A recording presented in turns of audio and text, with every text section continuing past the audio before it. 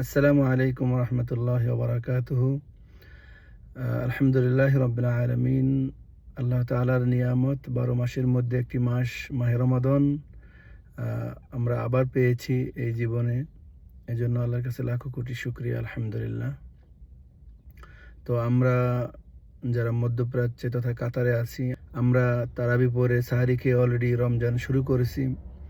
বাংলাদেশেও সম্ভবত আজকে তারাবি এবং আগামী দিন থেকে রমজান শুরু হবে। তো সকলকে রমজানের শুভেচ্ছা। সবাই রমজানের পবিত্রতা রক্ষা করবেন এবং ইবাদত বন্দেগী বেশি বেশি করবেন, কারণ এই রমজান আমরা সামনে পাবো কিনা এর কোনো নিশ্চয়তা নাই।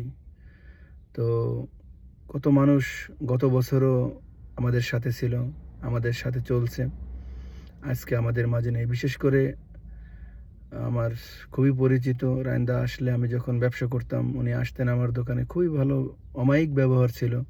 আমাদের শহীদুল ইসলাম শাহিন সহ সুপার উনি ছিলেন। তো উনি আজকে রমজানের ৩ দিন আগে দুনিয়া থেকে চলে গেলেন। সেই চিন্তা করে আমরা রমজানকে গুরুত্ব দেব এবং রমজানকে যথাযথভাবে পালন করব। আল্লাহ আমাদের সকলের ইবাদতকে কবুল করুন, আমিন। আসসালামু আলাইকুম।